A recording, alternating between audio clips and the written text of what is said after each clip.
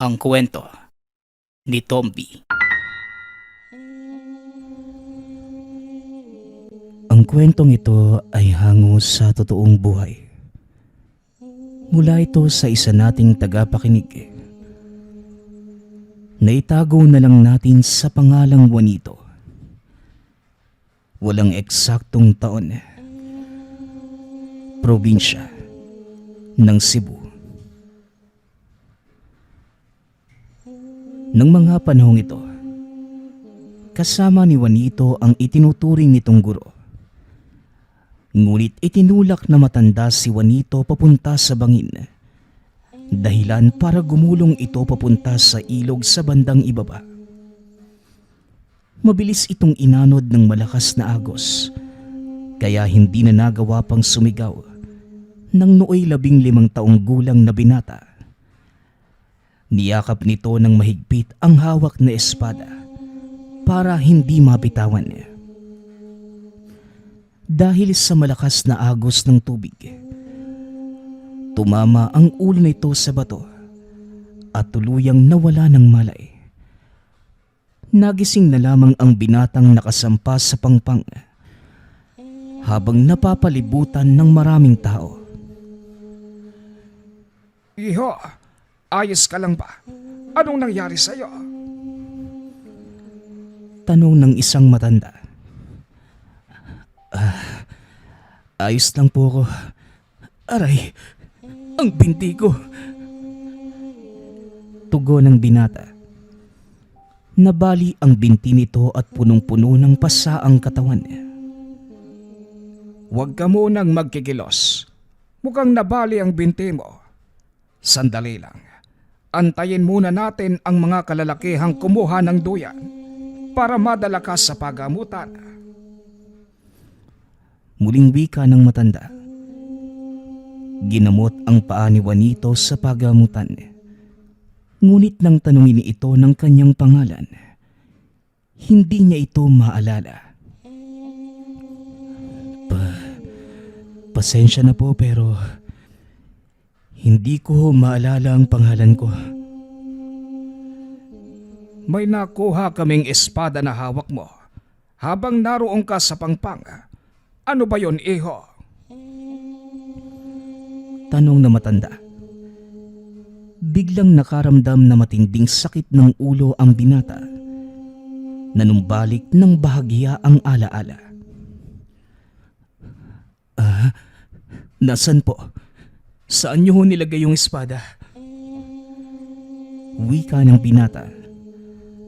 Akmang bababa na sana ito ng higaan, kaya hinawakan ito ng matanda. Sandali lang, iho.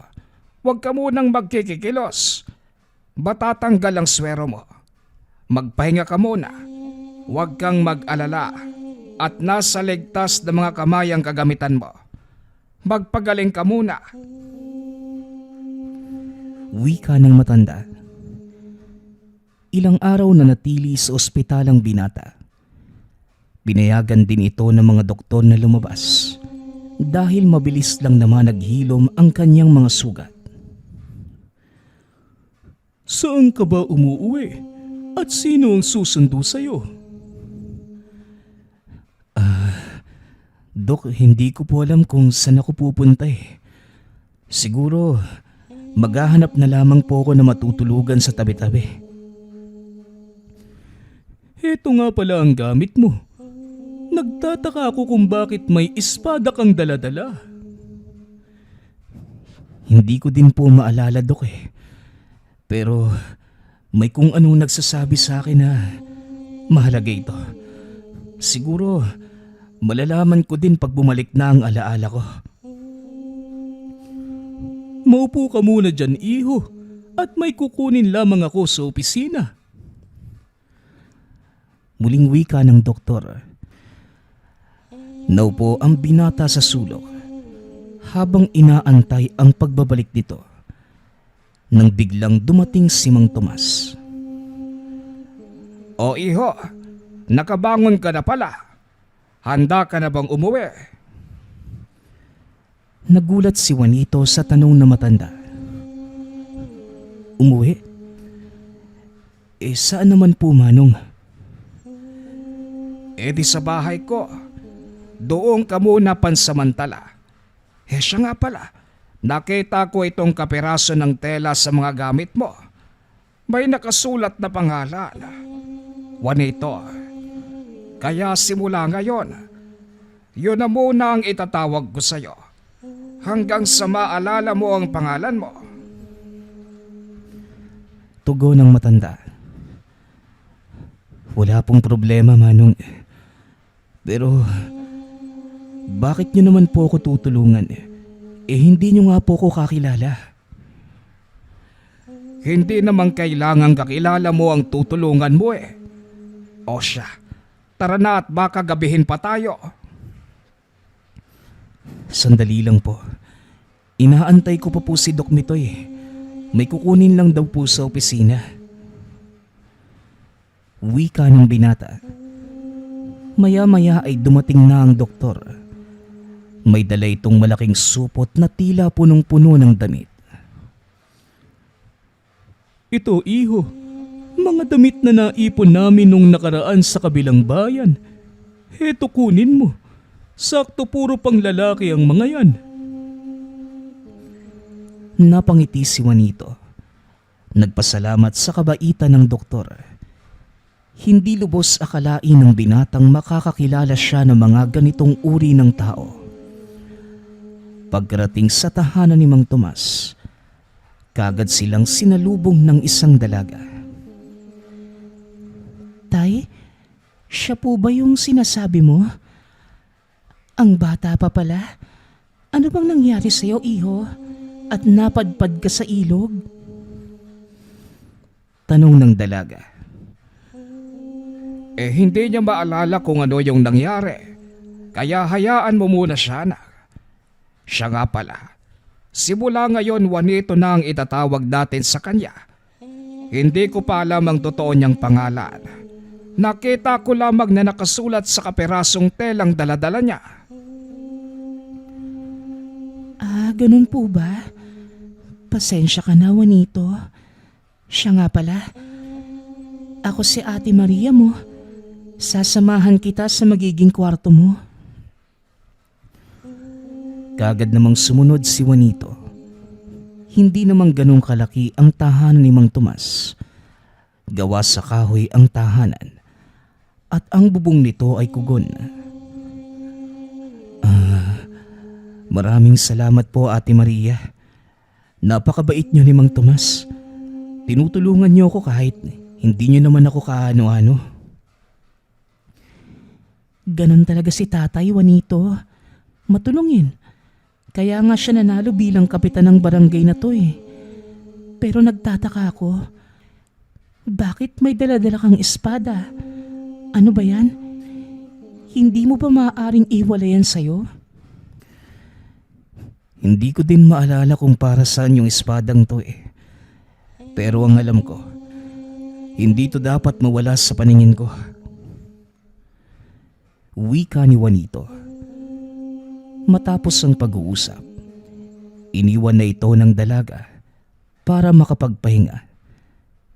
Kinabukasan maagang nagising ang binata. Iika-ikang lumabas ng silid. Sinalubong naman ito ni Mang Tomas dala ang isang saklay na gawa sa kahoy. Mabuti na lang at naitabi ko ang saklay na ito. Minsan na akong napilayan. O sige, subukan mo kung sukat sa'yo ang taas. Wika ng matanda. Sakto lang din naman po, Manong. Marami pong salamat, ha. Siya nga po pala. Ano po yung may tutulong ko dito? Ayoko po kasing nakakulong lang sa silid . Saka mo na isipin ang bagay na yan. Sa ngayon, iho, kailangan mong pagalingin yung pilay mo. Ako nang bahala sa mga gawaing bahay. Isa pa nandyan naman si Ate Maria mo para maalalayan ka. Wika ni Mang Tomas. Makalipas ang ilang buwan ay tuluyang gumaling ang binti ni Juanito. Naging kapaki-pakinabang ito sa matanda. dahil mahusay sa gawaing bukid ang binata. Ngunit hindi pa din ito maalala ang kanyang buong pagkatao. Siguro, anak ka ng magsasaka sa pinanggalingan mong baryo, no? Ang galing mong mag-araro at magtanim ng palay eh. Wika ni Maria. Nang minsan niya itong nahatira ng tanghalian sa bukid. Siguro, para kasing gamay na gamay ko yung paggamit ng kalabaw eh, at paggapas ng palay. Tugon ng binata habang kumakain. Ang ipanagtataka ko lang, hindi ka ba nabibigatan dyan sa espadang nasa likuran mo? Ni minsan, hindi ko pa nakitang tinanggal mo yan. Ito ba? Hindi naman ate. Parang nakasanayan ko na din kasi. Wika ng binata. Matapos kumain ay muli itong nagbalik sa pag-aararo. Nagpa siya naman si Maria na sumabay na lamang pauwi kay Juanito. Dahil malapit na din naman itong matapos. Habang nag-aantay, napadaan ang isang grupo ng mga kalalakihan. Aba, nandito ka pala, Maria. At sino naman itong kasama mo? Tanong ng isa sa mga kalalakihan. Pwede ba, Manolo? Lubayan mo nga ako. Tugon ng dalaga. Napahinto sa pagtatrabaho si Juanito nang madinig ang sinabi ng dalaga. Bahagyang napalakas ang sigaw nito. Hoy, teka. Kumalma ka lang. Hindi ka naman namin inaano eh. Nagtatanong lang naman kami kung anong ginagawa ng isang magandang dalaga sa gitna ng bukid. Wika ni Manolo. Ibinaba ni Juanito ang tali ng kalabaw at naglakad papunta sa kinaroroonan ni Maria. Teka, anong problema ate? Sino po yung mga lalaking yan? Wala Juanito. Sige na, tapusin mo na ang ginagawa mo nang makauwi na tayo. Oo nga naman, Utoy. Tapusin mo na yung pag-aararo mo. At huwag kang makialam dito. Kung ayaw mong tagpasin ko ang ulo mo, gamit ang espadang nasa likuran mo. Banta ni Manolo. Sa hindi malamang dahilan, biglang nagbintig ang tenga ng binata. Lumapit ito kay Maria. Ate, binabastos ka ba ng mga lalaking to? Tanong ng binata habang nakikipagtitigan kay Manolo. Juanito, huwag ka nang makisali. Mapapahama ka lang. Wika ng dalaga. Ang ayoko kasi sa lahat, ate, binabastos sa harap ko ang isang babae. Tugon ni Juanito. Biglang hinila ni Manolo ang kwelyo ng damit ng binata. Inambahan ng suntok. Teka lang. Siguraduhin mo lang natatama yung suntok mo. Dahil pagsisisihan mo kung sakaling sumablay ka. Paano pang sasablay ang suntok ko? Hawak-hawak na kita. Wika ni Manolo. Sabay suntok sa binata. Ngunit laking gulat nito nang biglang nawala si Juanito at tanging damit na lamang nito ang naiwan sa kamay. Nang lumingon si Manolo, isang kamao ang dumampi sa pisngi. Biglang kinuyog na mga kasamahan nito si Juanito, ngunit hindi nila magawang hulihin. Pinagsusuntok ng binata ang mga ito, dahilan para mawala ng malay. Natulala si Manolo habang pinapanood na ginugulpi ni Juanito ang mga kasamahan niya. Wala naman palang binatbat yung mga to eh. Tara na Ate Maria. At ikaw naman, sa susunod huwag kang aamba-amba ng suntok kung hindi mo kayang ipatama. Wika ni Juanito. Tumambad kay Maria ang malabatong katawan ni Juanito. Hindi nito inakalang sa edad ng binata. Ganon kasolido ang pangangatawan nito. Habang naglalakad, hindi maiwasan ni Maria na magtanong. Alam mo, nagdududa na ako sa iyo, Juanito. Saan ka ba talaga nanggaling? Hindi ka lang mahusay na magsasaka. Magaling ka ding makipaglaban. Hindi ko din alam ate. Kusa lang ding dumating sa akin yung kanina. Hindi nga. Parang hindi naman eh. Kitang-kita ko kanina kung paano mong nilampaso si Manolo. Oo nga po ate.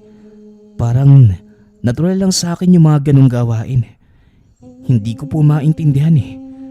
Siguro nga, marunong ako makipaglaban. Ay ewan, tara na nga ho. Pagkarating sa tahanan, kagad ikwinento ni Maria ang nangyari sa bukid. Nagulat naman ang matanda dahil wala pa kahit ang may edad na kalalakihan na nagtangkang labanan ang grupo ni Manolo. Naku Juanito, mukhang malaking gulo yung pinasok mo iho. Alam mo bang wala pa ni isa sa mga taga-barangay ang nagtangkang kalabanin si Manolo?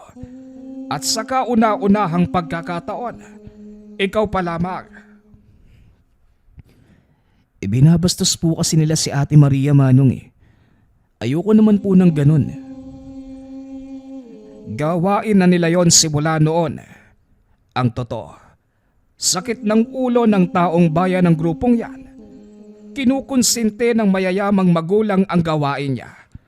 Abay lumalaki na ang ulo. Pasensya na po Manong ha. Pero hindi ko po kasi matiis na may binabastos o inaapi sa harapan ko. Na kung alam ko namang may magagawa ko, bakit hindi ako tutulong? Wika ni Juanito. Inakala ng matanda na yun na ang huling insidenteng kasasangkutan ng binata. Ngunit nang sumunod na araw, isinama nito si Juanito sa bayan para ibili ng mga kagamitan. Habang namimili ng damit ang binata, bigla itong nilapitan ni Manolo at sinita. Hindi ko pa nakakalimutan yung ginawa mo. Malas mo lang. Nagkita tayo dito sa bayan. Kaya pala malakas ang loob mo. Dahil kina Kapitan Tomas ka pala nakatira. Wika nito. Iniikot ni Juanito ang tingin sa paligid. Napansing napapalibutan na ito ng mga kasamahan ni Manolo. Hindi naman lumapit si Mang Tomas dahil gusto din itong makita kung ano ang kayang gawin ni Juanito. Uy, ikaw pala. Bakit hindi ka ba nakontento sa nangyari doon sa bukid? At nagdala ka pa ng mga asungot? Oo, nagdala ko ng mga kasamahan. At hindi lang yon. Ngayon sisiguraduhin kung ikaw ang babagsak. Tignan natin kung kasing bilis ng kilos mo ang bala ng baril na ito. Wika ni Manolo. Sabay kasa ng baril. Ngunit nang itutok na niya ito sa ulo ni Juanito, bigla na namang nawala ang binata maging ang hawak na baril. Alam mo ba, delikado ang baril. Ay nako, hindi ka na lang kasi manahimik eh. Wika ni Juanito habang kinakasa ang baril para tanggalin ang bala at magasin ito. Ngunit sa kasamaang palad, hindi lamang pala si Manolo ang may dalang baril. Inilabas ng mga kasamahan nito ang kani-kanilang mga sandata, dahilan para magtakbuhan ang mga mamimili. Naiwan na lamang si Mang Tomas at Juanito. Nagtago ang matanda para hindi mapansin ng mga tao na naroon ang kanilang kabesa di barangay. Hindi ko mapapalampas ang pagpapahiya mo sa akin sa harap ni Maria. Ngayon, tignan natin kung uubra pa yung angas mo. Wika ni Manolo. Napailing na lamang si Juanito sabay bunot ng espadang nasa likuran. Ay nako, hindi ka na talaga nadala. Pangalawang beses na to. Kaya binabalaan kita. Itigil mo na to hanggat may oras pa. Wika ni Juanito, sabay wasiwas ng hawak na espada. Mabilis nitong nilapitan ang isa sa mga kasamahan ni Manolo. Tinaga ito ng binata gamit ang baliktad ng talim. Nawala ng balanse ang kalaban at nakalabit nito ang gatilyo. Tinamaan ang ilan sa mga kasamahan, kaya naman lalong nagkagulo. Kinuha ni Juanito ang pagkakataong yun para isa-isang patulugin ang mga kalaban gamit ang baliktad ng talim. Hanggang si Manolo na lamang ang naiwang nakatayo. Muling winasiwas ni Juanito ang espada. Hinila palapit sa kanya si Manolo at sinabing, "Binalaan na kita eh. Sa pangalawang pagkakataon, kapag naulit pa to, hindi ko na alam kung mabubuhay ka pa." Banta ni Juanito. Sabay bitaw kay Manolo at dali-dali naman itong kumaripas ng takbo. Kasunod ang mga tauhan. Pambihira, totoo nga ang sinabi ni Maria. Magaling ka ngang makipaglaban. Saan mo natutunan yan, Juanito? Pero teka, tara na, umalis na tayo dito. At baka dumating pa ang mga kapulisan. Ayoko ng sakit sa ulo. Ha ha ha ha ha. Wika ng kapitan. Dali-daling umuwi ang dalawa. Pagkarating sa tahanan, biglang nakaramdam na matinding sakit ng ulo ang binata. Halos mapasigaw pa ito.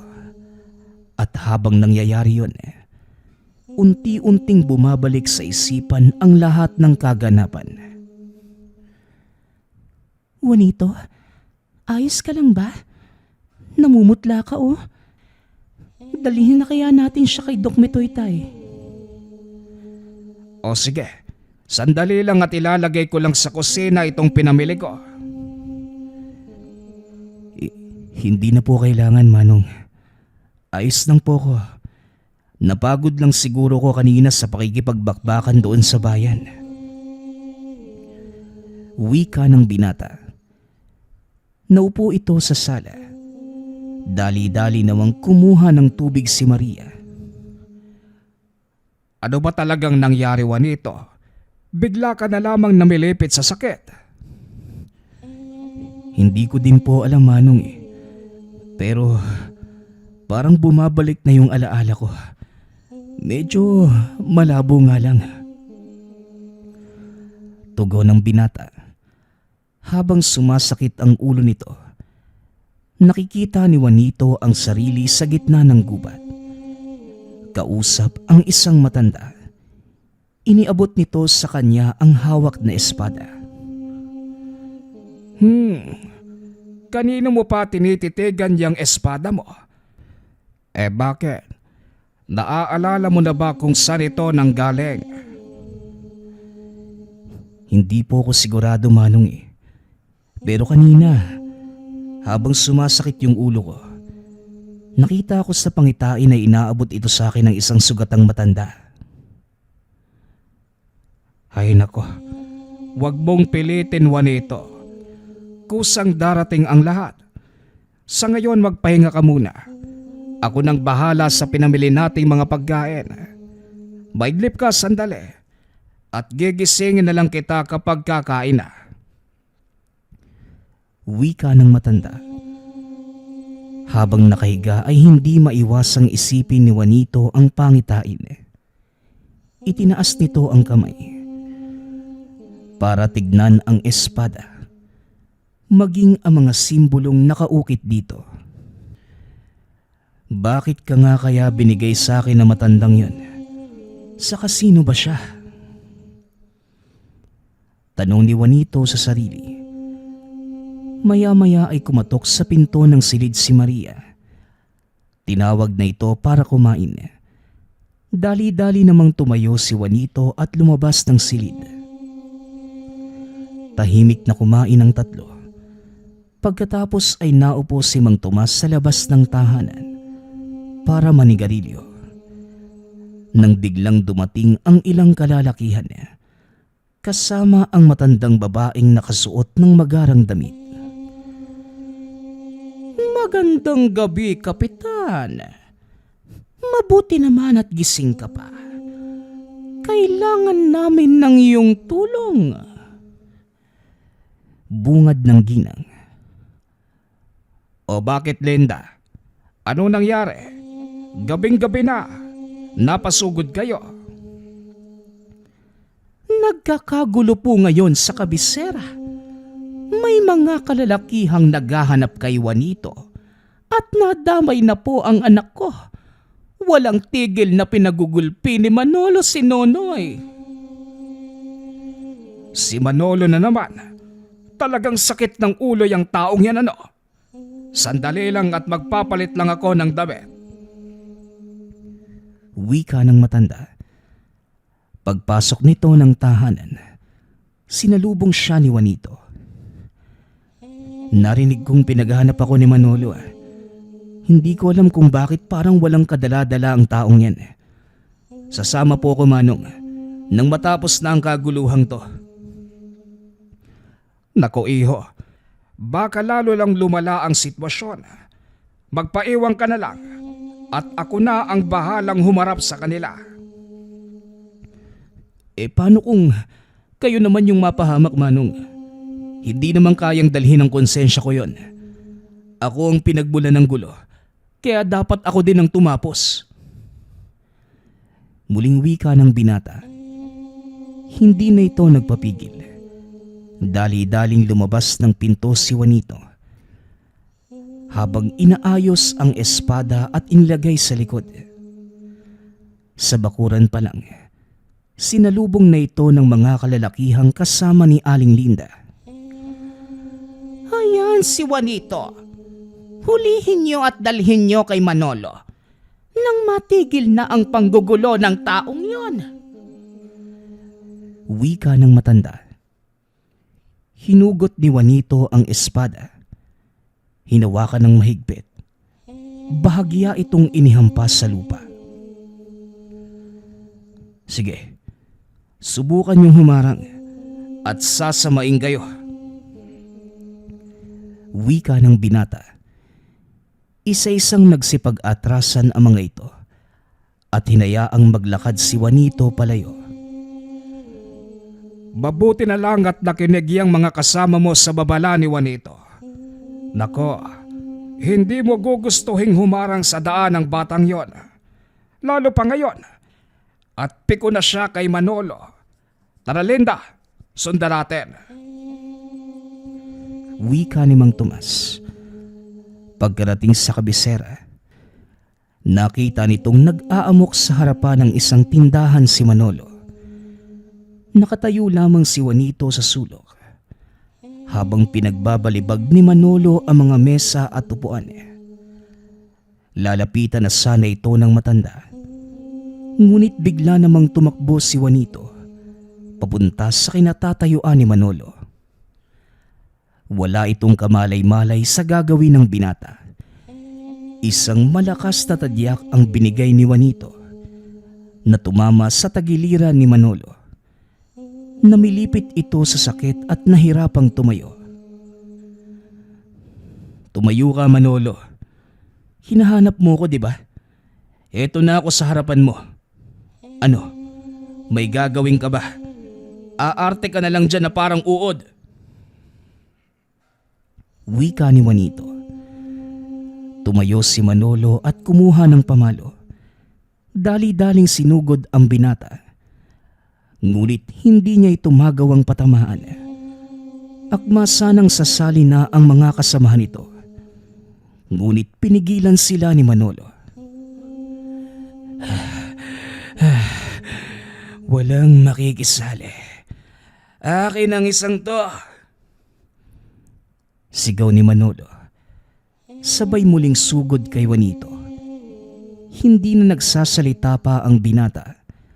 Sa halip, pinagsusuntok nito si Manolo sa sikmura hanggang sa nawala ng malay.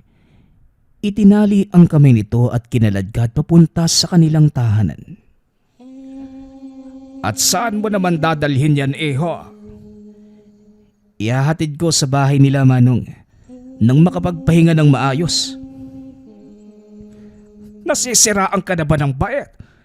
Maraming tauhang nakabantay sa bahay nila. At sa oras na makita ng mga yon ang kalagayan ni Manolo, siguradong mapapahamak ka. Marami nang napahamak, Manong, at ayoko nang madagdagan pa.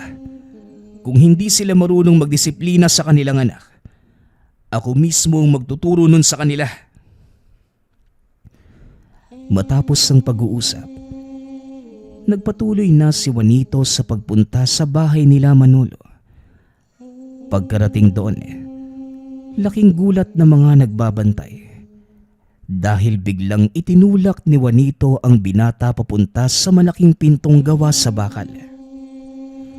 Nagkumahog ang mga bantay na tawagin ang amo, habang ang ilan naman nanatili sa harap ng bakuran para mabantayan si Juanito.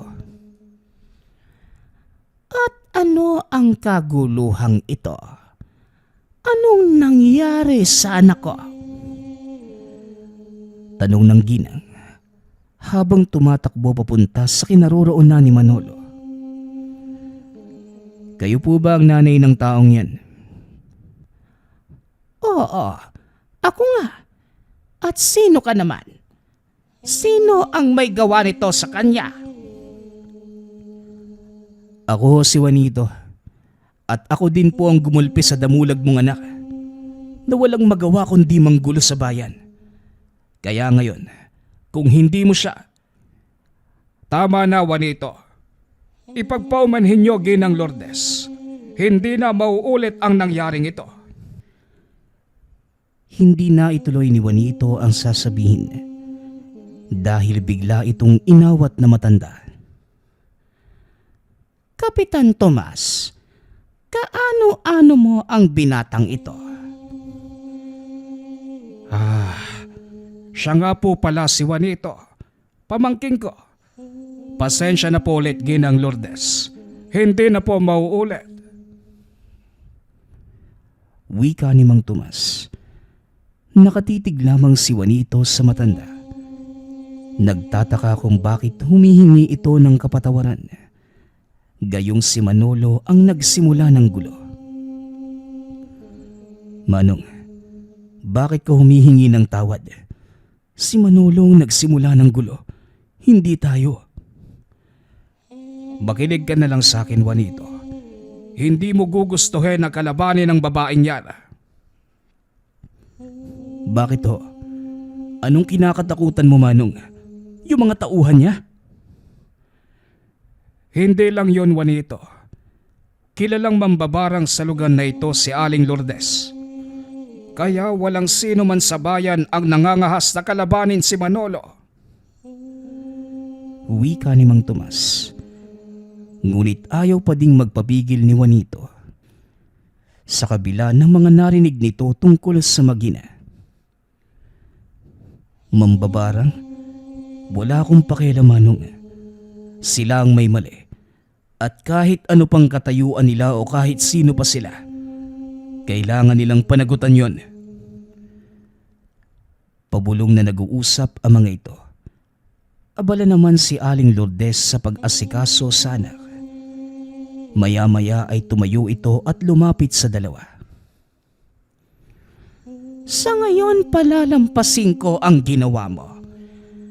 Pero Pero sa oras na mangyari pa ulit ito, hindi lang ikaw ang... Hindi na ituloy ni Aling Lourdes ang sasabihin. Dahil biglang hinugot ni Juanito ang espada sa likuran. Ano manang, ituloy mo. Ang ayoko sa lahat, yung tinatakot ako at pinagbabantaan ng mga taong malapit sa akin. Mangbabarang ka, hindi ba? Yun ang kumakalat na balita dito sa bayan. Pero wala akong pake. Wika ni Juanito. Nanlaki ang mga mata ni Mang Tomas. Nakita nitong unti-unting nagbabaga ang espadang hawak ng binata. Maging si Aling Lourdes ay napaatras nang mapansin ito. Umalis na kayo dito, Kapitan. Pakiusap. Alisin mo dito ang binatang yan. Takot na wika ng matanda. Dali-dali namang hinila ni Mang Tomas ang binata. At nang makalayo na sila sa lugar, bigla namang nakaramdam na matinding pananakit ng ulo si Juanito. Aray, ang sakit ng ulo ko. Wika ng binata. Habang unti-unting napapaluhod. Inalalayan naman ito ni Mang Tomas. Ngunit hindi nakayanan ni Juanito ang sobrang sakit. Nawalan ito ng malay. Dinala ni Mang Tomas ang binata sa ospital upang matignan. Sa isip-isip nito, baka mas lumala ang pinsalang natamo ng binata sa ulo. Wala naman akong nakitang problema sa ulo ni Juanito. Siguro napagod lamang siya ng husto. Kaya ganun. Isang bagay pa, Dok. Nabanggit din sa amin ni Juanito na sa tuwing sumasakit ang ulo niya, meron siyang naaalala. Maaaring ganun nga ang nangyayari, Manong. Antayin nating magising si Juanito para malaman natin kung ano ang nangyayari. Wika ng doktor. Maya-maya ay kumilos si Juanito. Ngunit nakapikit pa din ng mga mata. Umuungol ang binata habang winawasiwas ang kamay. Akmang pipigilan sana ito ni Mang Tomas. Ngunit inawat ito ng doktor. Biglang bumangon si Juanito at nagsisigaw na parang nauhulog.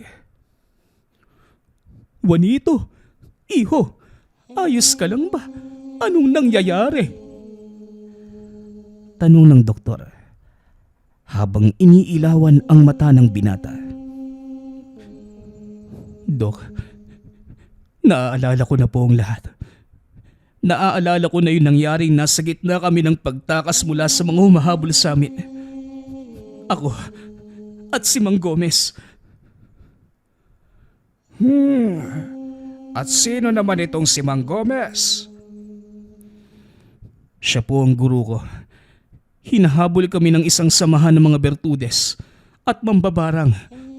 Gusto nilang makuha ang espadang ito. Tugon ni Juanito. Natawa si Doc Metoy sa sinabi ng binata. Dahil hindi naman ito naniniwala sa mga Bertudes at mambabarang. Aba teka, Bertudes at mambabarang. Juanito, sigurado ka ba sa sinasabi mo? Oo, Doc. Sigurado ho ako. At ang totoo kong pangalan ay Juanito talaga. Tama po kayo ng hula, Mang Tomas. Pangalan ko nga ang nakasulat sa maliit na panyong nakita nyo sa gamit ko. Alam kong hindi kayo maniniwala.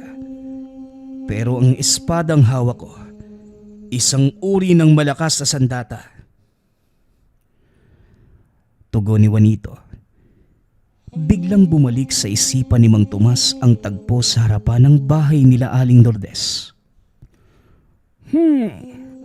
Mukhang totoo ang sinasabi ni Juanito, Doktor. Nakita ko kung paanong nagbaga ang espadang hawak niya. Mabuti na lang at naawat ko siya ng mga sandaling yon.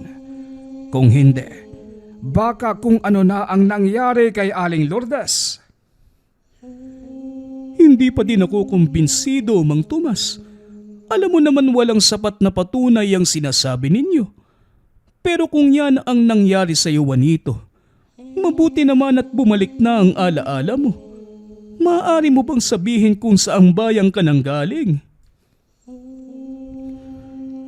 Nanggaling po ako sa baryo na sakop na kabundukan sa kabilang bayan. Walang sino man yung nakakapunta doon dahil tago ang pamayanang yun. Parang narinig ko na nga ang sinasabi mong baryo. Nagkaroon kami ng misyon sa gawing yon, pero hindi namin mahanap. Pero Juanito, ano ba talaga ang kakayanan ng espadang yan? Ayon kay Mang Gomez, may taglay na malakas na kapangyarihan ng espadang to na hinahangad ng mga mambabarang. Hindi ko gaanong maunawaan dahil hindi naman ito naipaliwanag ng guru ko. Kailangan kong bumalik sa baryo namin. Dali-daling tumayo ang binata sa higaan. Pinagtatanggal ang swero sa braso. Naglakad palabas ng silid. Sandali lang, iho. Alam mo ba kung paanong pumunta sa sinasabi mong baryo? Oo, Manong. Alam ko ang daan papunta doon. Tanging kaming mga nakatira lamang sa baryong yon na nakakalabas-masok sa lugar. Nilagyan po ito ng proteksyon ni Mang Gomez noong naroon pa ako. Gusto ko ding marating ang lugar na yon. Maaari ba akong sumama sa iyo, Juanito? Napalingon ang binata sa doktor. Ang totoo, maaari kong kailanganin ang tulong mo doon, Dok Mitoy. Walang modernong manggagamot na nakapasok sa lugar na yon. At kung sakaling may nakaligtas sa pagsalakay ng mga kalaban namin, kakailanganin nila ng medikal na atensyon.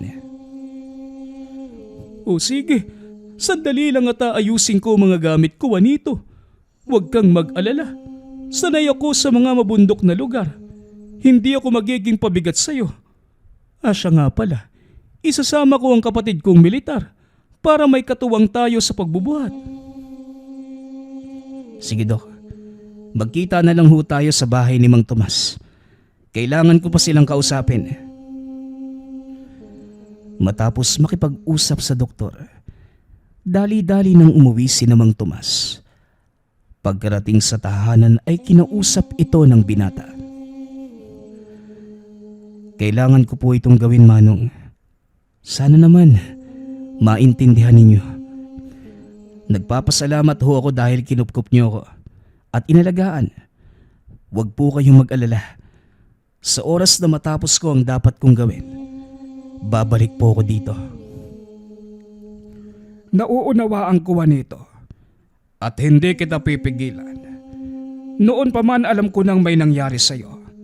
At may mga bagay kang kailangan tapusin. Kaya sige, lumakad ka. Nandito lamang kami at nag-aantay sa'yo. Tugon ni Mang Tomas. Kinabukasan maagang dumating si Dok Mitoy at ang kapatid nitong si Mamon. Nakahanda na kami, Juanito. Ano, lalakad na ba tayo? Tanong ng doktor. Sandali lang po. Kumain muna kayo ng agahan. Malayo-layo ang lalakbayin ninyo. Ipinaghanda din kita ng mababaon, Juanito. Wika ni Maria. Tumayo si Juanito at sinundan ito papasok ng tahanan. Maria, ayoko nang tawagin kang ate. Napagtanto kong ilang buwan lang naman yung itinanda mo sa akin . Huwag kang mag-alala. Babalik ako. Hayaan mo lang natapusin ko ang kailangan kong gawin. Wika ni Juanito habang hawak ang kamay ng dalaga. Siguraduhin mo lang na babalik ka, ha? Kapag hindi mo tinupad yung pangako mo, susunduin kita doon. Oo na, babalik ako. Huwag kang mag-alala. Pag-uusap ng dalawa. Matapos kumain, tumulak na paalis si Juanito. Habang nasa daan, pinaliwanag ng binata ang lahat tungkol sa kanilang pupuntahan. Napakasukal ng gubat na dinadaanan ng mga ito dahil walang masyadong pumapasok na tao sa lugar na yon. Ayon kay Juanito, ito ang pinakamalapit na daan papunta sa kanilang baryo. Hindi pala biro ang daan. Ilang oras ba tayong maglalakad, Juanito? Hindi po oras. 2 araw tayo maglalakad papunta sa baryo namin. Pagkarating natin sa burol na yon, magpapahinga tayo. Hindi tayo pwedeng tumuloy dahil siguradong aabutin tayo ng dilim. Pagpapaliwanag ni Juanito. Pagkarating nila sa malawak na burol, nagtayo ng tolda ang grupo at nagpaningas ng apoy. Nagluto ng hapunan si Doc Mitoy, habang si Juanito naman ay nanguha ng mga ligaw na prutas. Habang kumakain ang mga ito, pinagmamasdan ni Mamon ang espadang nasa likod ng binata.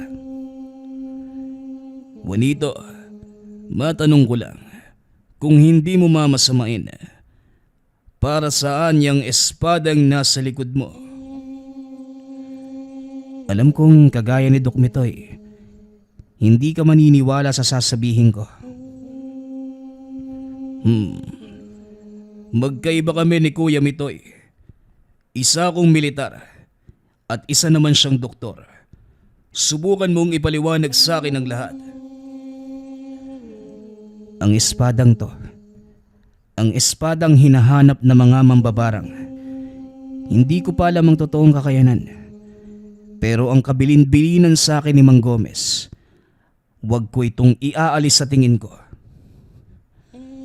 Gusto mo din bang makita ang kayang gawin ng espada? Kasi ako, mahilig ako sa mga agi-agimat eh. Bakit hindi natin subukan? Naku Manong, wag mo nang balakin pa. Dahil baka pagsisihan mo lang. Isa pa, hindi tayo dapat makakuha ng atensyon sa lugar na to. Kung ano man ang tangan mo, itago mo na lang muna at may paggagamitan tayo niyan mamaya. Makinig ka sa kanya, Mamon. Mas alam niya ang lugar na ito kesa sa atin. Ang mabuti pa magpahinga na lamang muna tayo. Wika ni Doc Mitoy. Madaling araw pa lang, nagpatuloy na sa paglalakad ang pangkat. Namangha ng husto si Doc Mitoy sa tanawin na tila nasa ibang mundo. Maya-maya ay narating na mga ito ang isang talon. Huminto si Juanito at pinakiramdaman ang paligid. Maganda na kayo dahil papasok na tayo sa baryo namin. Wika ni Juanito. Pumasok ang mga ito sa ilalim ng talon. Tumambad sa kanila ang napakalawak na kapatagan. Dahan-dahang umahon ang binata sa tubig. At nang masiguradong ligtas na sa lugar, tinawag nito ang mga kasamahan. Akmang maglalakad na sana sila nang biglang may palasong tumama sa paanan ni Juanito. Dinampot ito ng binata at itinaas. Ibaba niyo mga gamit. Itaas sa mga kamay. Mamon, itapon mo sa malayo ang baril mo. Utos ni Juanito. Maya-maya ay may naglabasan sa mga talahib. Ilang kalalakihan na may hawak ng pana. Nakabahag ang mga ito na parang mga sinaunang katutubo. Totoo pala ang sinasabi ng mga kasamahan ko na may nabubuhay pang mga netibo sa lugar na ito. Huwag kayong magsasalita. Ako nang bahalang makipag-usap sa kanila. Nilapitan ito ng isa sa mga katutubo. Pinagmasdang mabuti. Bigla itong sumigaw sa ibang lengguwahe na tila may pangalang tinatawag. Maya-maya may matandang lumabas. Nanlaki ang mga mata ni Juanito. Dahil ang matandang ito ay walang iba kundi si Mang Gomez. Hindi nga ako nagkamali. Alam kong makakabalik ka ng ligtas. Wika ni Mang Gomez. Hindi ko din po inaasahang makikita ko pa kayo ulit, Guro. Pasensya na kung natagalan ako sa pagbalik. Biglang nawala yung alaala ko eh. Tugon ni Juanito. Ipinakilala din ito ang kanyang mga kasamahan. Dinala sila ng mga katutubo sa baryo. Hindi makapaniwala si Doc Mitoy dahil nanatiling buo ang makalumang sibilisasyon ng mga katutubo sa lugar. Maraming nangyari simula nang mawala ka sa baryong ito. Nagawa ko lamang makaligtas ng araw na yon sa tulong ng mga katutubo. Kung hindi dahil sa kanila, malamang hindi mo na rin ako maaabutang buhay. Habang papasok ng nayon, sinalubong sila ng isang matandang babae. Masaya ako at nakabalik ng muli ang sandata sa totoo niyang tahanan. Halika, marami tayong pag-uusapan. Lola Felisa, ikinagagal ako din kayong makilala. Masaya ako't naabutan ko pa kayong buhay. Mabuti na lang at natagpuan ng mga mangangaso ang maestro mo. Dahil kung hindi, malamang nahuli na ito ng mga kalaban at siguradong hindi na kayo magkikita pa. Maaari niyo po bang ikwento sa akin ang mga nangyari? Alam niyo naman po yung ugali ni Guro, di ba? Hindi naman makwento yun eh. Mahabang istorya, Juanito. Pero nalagay din sa panganib ang buhay ng iyong guro. Maging masaya na lang tayo na nakaligtas siya. Habang nakikipag-usap, biglang nakarinig ng malakas na pagsabog ang mga katutubo. Nataranta ang mga ito at nagsipagtago. Ano yung pagsabog na yun? Saan yun ang galing?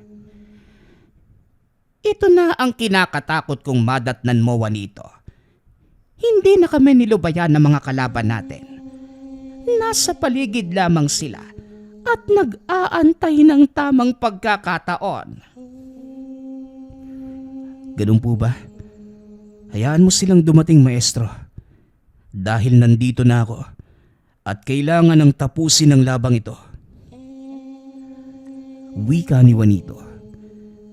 Pinuntahan ng mga katutubo ang pinanggalingan ng pagsabog. Nakita ang mga armadong kalalakihan. Nasusunog ang malawak na damuhan at may ilang katao na ding nakahandusay sa lupa. Nalaman na nilang nandito ang sandata at sa pagkakataong ito, hindi na sila mapipigilan. Wika ni Mang Gomez.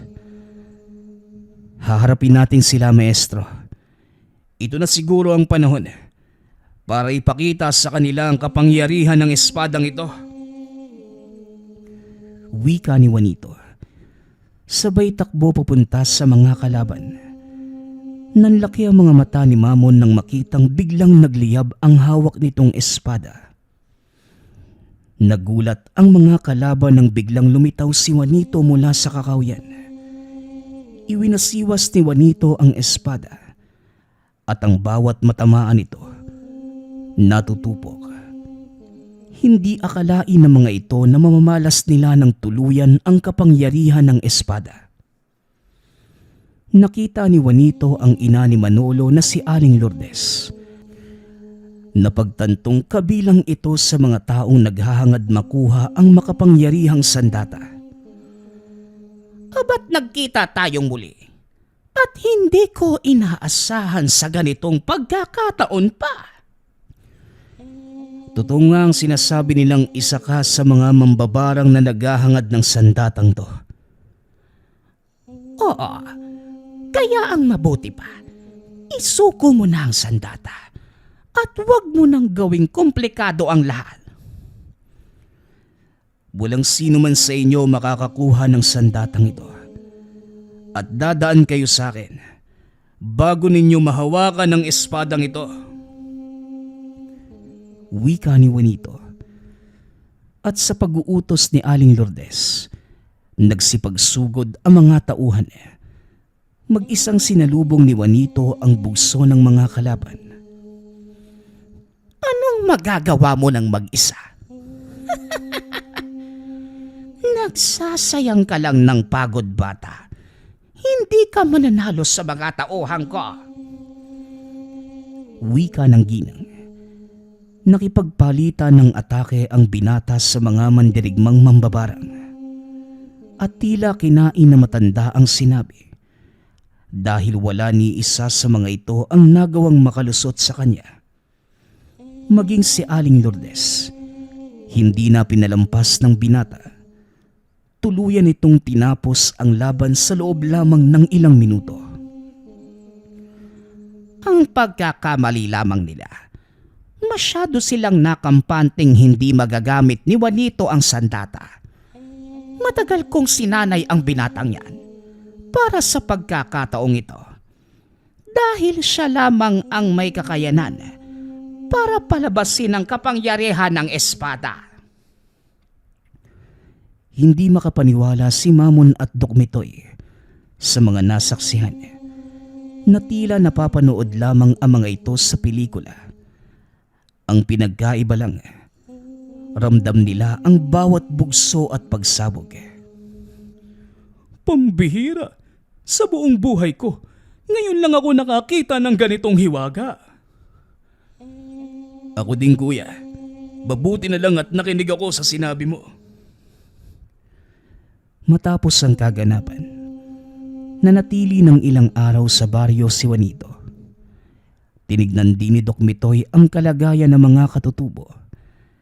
Laking gulat nito dahil sa kakulangan ng modernong medisina, nanatiling malusog ang pangangatawa ng mga ito.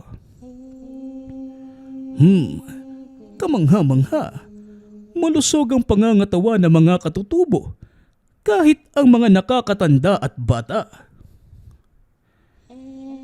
Matapos maisagawa ang misyon, nagpaalam si Juanito na babalik sa kabihasnan. Hindi naman ito hinadlangan ng maestro. Dahil isa lamang din ang nais nito para sa binata. At yon ay magkaroon ng simpleng buhay. Ito ang pangarap kong buhay para sa iyo, Juanito. Sige, humayo ka at mamuhay ng payapa sa kabayanan. Ngunit sa isang kondisyon. Ano po yun, maestro? Panghawakan mo at ingatan ang espadang yan. Wala na kaming kakayanang pangalagaan pa ang sandata. Mas makakabuti kung nasa kamay ito ng taong binayayaan ng kapangyarihan ng mga bathala.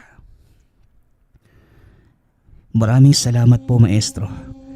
Hindi ko po kayo bibiguin. Pag-uusap ng dalawa. Matapos ay nagpaalam na ang mga ito. Minabuti ng doktor at ng kapatid na isikreto ang lokasyon ng baryo para mapanatili ang kaayusan at nakasanayang pamumuhay ng mga nakatira doon. Laking tuwa naman ni Maria nang makita nitong paparating si Juanito at Doc Mitoy. Tinupad ng binata ang pangako sa dalaga. At sa paglipas ng panahon, bumuo ng pamilya ang mga ito. Ginamit ng binata ang angking kakayanan upang protektahan ang kapayapaan ng barangay na nooy nasa ilalim ng kanyang pamumuno. Nang magretiro si Mang Tomas, pinili ng binatang tumakbo ng kapitan at dahil na din sa pinakita nitong kabutihan sa mga tao, nanalo ang binata. Si Doc Mitoy naman nalipat ng destino. Maging si Mamon ay hindi na din muling nakita ng binata. Gayunpaman, pinanindigan ng mga ito ang pangakong walang pagsasabihan ng tungkol sa mga kaganapan Lumipas sa mga taon, patuloy na pinangalagaan ni Juanito ang kapayapaan sa barangay. Hanggang sa sumapit ang dapit hapon sa bahay nito. Ipinagpatuloy ng anak ang pangangalaga sa espada. Itinago nila ito sa isang lugar na walang nakakaalam, kundi ang ama. At yon ang baryo ng mga Tagbanwa sa gitna ng kabundukan. Minabuti nilang ibalik sa orihinal nitong tahanan ang espada. Nang sa ganon, mapangalagaan ito at hindi mapasa kamay ng masamang loob. Sa paglipas ng maraming taon, tuluyang naglaho ang kwento ni Juanito. Kasabay din ito ang paglaho ng espada. Nagpapasalamat nga pala ako sa lahat ng sumusuporta sa ating channel. Nawa ay patuloy niyong suportahan at pakinggan ang ating mga kwento. Hanggang sa muling pakikinig. Paalam.